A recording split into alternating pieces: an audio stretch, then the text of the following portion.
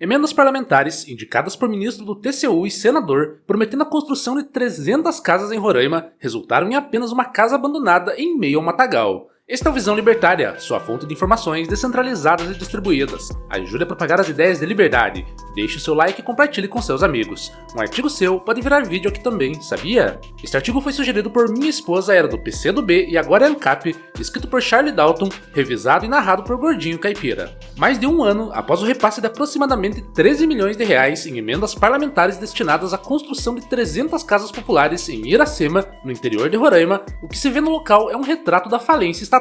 Do conjunto habitacional prometido, apenas uma única casa foi construída, e nem sequer está ocupada. O restante do terreno, às margens da BR-174, permanece abandonado, tomado pelo mato sem qualquer sinal de obra em andamento, fundações, máquinas ou estrutura mínima de canteiro. A promessa de moradia desapareceu no matagal, e o dinheiro público foi para qualquer lugar menos para as obras. Os recursos foram indicados pelo então deputado federal e atual ministro do Tribunal de Contas da União, Jonathan de Jesus, e por seu pai, o senador Messias de Jesus, ambos filiados aos republicanos. Além da construção de casas, parte das emendas também previa investimentos em pavimentações e recuperação de estradas do município. Ainda assim, nada disso se materializou. No local onde as obras deveriam ocorrer, há apenas um matagal. A realidade é de abandono absoluto, contrastando com os discursos otimistas e a propaganda feitos durante o período eleitoral. O então prefeito de Iracema, Jairo Ribeiro, chegou a declarar publicamente que o sonho da cidade havia se tornado realidade, afirmando que a construção de casas modelo representava o cumprimento de promessas de sua gestão. Hoje, essa mesma casa modelo serve como símbolo do seu fracasso. Quando confrontados com os fatos, os envolvidos recorrem ao jogo do empurra institucional, característico da administração pública. O ministro do TCU afirma que indicar emendas não significa executá-las e que toda a responsabilidade por projetos, fiscalização e prestação de contas é do município beneficiado. O senador repete a mesma coisa, destacando que o papel do parlamentar se limita a destinar os recursos. A prefeitura, por sua vez, sustenta que os valores foram utilizados para a elaboração de projetos técnicos obrigatórios, incluindo arquitetura, engenharia, iluminação pública, drenagem e saneamento, sem explicar por que, após tanto tempo e tanto dinheiro, nenhuma etapa concreta da obra foi iniciada. Ou seja, ninguém responde pelo fracasso, ninguém devolve recursos, ninguém sofre consequências. Esse descaso é apenas mais uma manifestação de um padrão profundamente enraizado no funcionamento do Estado brasileiro. Obras prometidas e nunca entregues, projetos que consomem milhões sem produzir resultados, atrasos, custos inflados e ausência de responsabilização. Em diversas partes do país, obras permanecem inacabadas, refletindo problemas de planejamento, fiscalização, governança e desvio de dinheiro. A construção fantasma de Iracema, portanto, não é uma exceção, mas a consequência lógica de um sistema centralizado cujo incentivo é gastar mal. Economistas da escola austríaca explicam há mais de um século por que esse tipo de resultado não é acidental, mas intencional. Ludwig von Mises, ao analisar a natureza da burocracia, demonstrou que organizações estatais não operam sob os mesmos incentivos que empresas privadas. No setor público, o sucesso não é medido por lucro, satisfação do consumidor ou eficiência, mas pelo cumprimento formal de procedimentos, pela execução orçamentária e pela preservação do próprio aparato administrativo. Quando um projeto falha, o gestor público não perde capital próprio, não enfrenta falência, tampouco sofre boicote dos consumidores. No máximo, transfere a culpa a outro órgão, solicita mais recursos ou simplesmente arquiva o problema. A ausência de cálculo econômico é central para entender esse tipo de desastre. Sem preços de mercado, sem concorrência e sem risco, o Estado é incapaz de saber se está alocando recursos da melhor maneira possível. O dinheiro destinado às casas de Iracema não passou pelo teste da escolha voluntária de indivíduos que arriscaram seu próprio patrimônio. Ou seja, ninguém, voluntariamente, se dispôs a arriscar tamanho montante para esse empreendimento. E se algum indivíduo ou empresa tivesse investido do próprio bolso, certamente teria acompanhado mais de perto o resultado do seu investimento.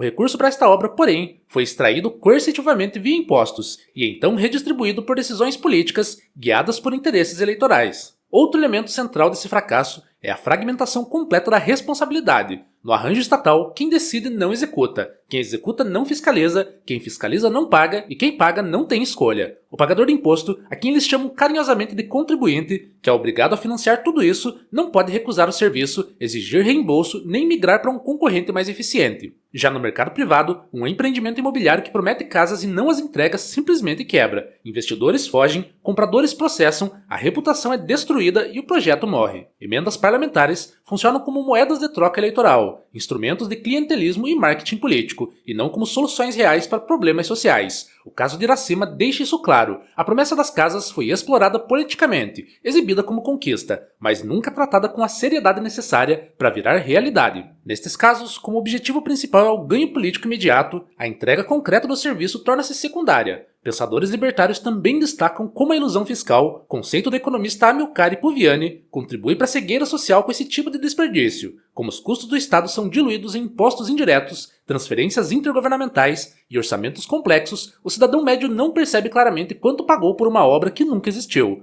13 milhões de reais desaparecem em planilhas e portais da transparência pouco acessíveis, enquanto o impacto individual parece pequeno demais para gerar indignação proporcional. Essa desconexão entre custo e benefício cria o ambiente perfeito para a irresponsabilidade fiscal e administrativa. Quando os cidadãos não veem claramente o peso do gasto público e sua relação com resultados concretos, a percepção do suposto valor entregue pelo Estado tende a ser ainda mais distorcida.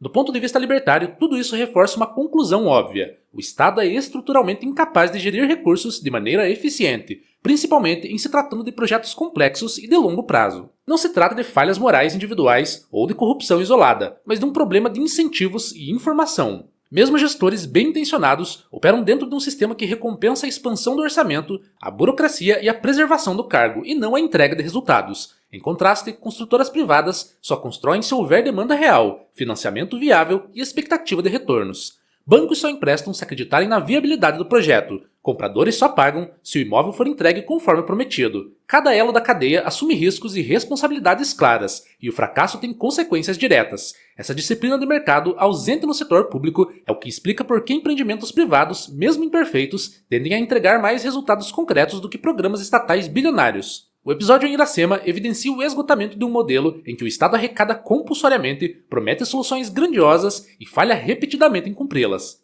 Enquanto isso, a população permanece dependente, frustrada e sem alternativas reais, presa a um sistema que se retroalimenta do próprio fracasso. Diante disso, a pergunta não é apenas quem falhou, mas o que cada indivíduo pode fazer para deixar de ser cúmplice involuntário desse sistema. A resposta libertária não passa por esperar reformas vindas de cima, nem por apostar em novos salvadores políticos, mas por reduzir, na medida do possível, a dependência e a legitimidade concedida ao Estado. Começa por parar de tratar o poder estatal como uma autoridade moral incontestável e passar a vê-lo como aquilo que ele é, uma estrutura coercitiva que só se sustenta porque é continuamente financiada e aceita como inevitável. Na prática, isso significa buscar formas legítimas de minimizar a exposição ao sistema estatal. Significa organizar a própria vida financeira com mais autonomia, reduzir dependência de programas públicos e planejar-se para não precisar constantemente de serviços estatais ineficientes. Isso também envolve migrar parte de seu patrimônio para ativos fora do controle do Estado, como o Bitcoin, uma ferramenta criada justamente como resposta à irresponsabilidade fiscal, à inflação e ao confisco promovido por governos ao redor do mundo.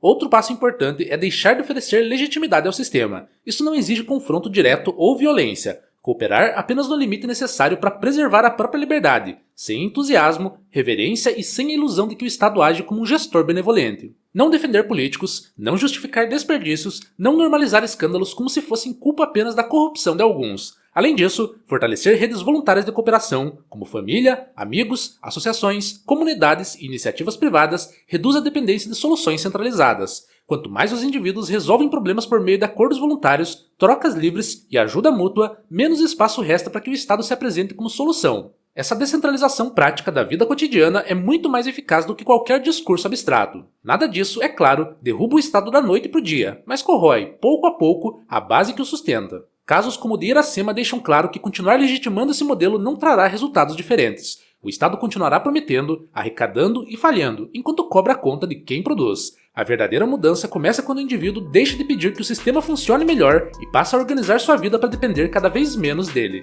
Essa é a forma mais concreta, pacífica e racional de resistência, e talvez seja a única que realmente funcione. Obrigado pela audiência. Este é um canal colaborativo. Participe você também. Cadastre-se agora mesmo em nosso site visãolibertaria.com e envie seus artigos por lá. Os colaboradores recebem recompensas em Bitcoin. Inscreva-se no canal e clique no botão da campainha para ser avisado de novos vídeos. Até a próxima!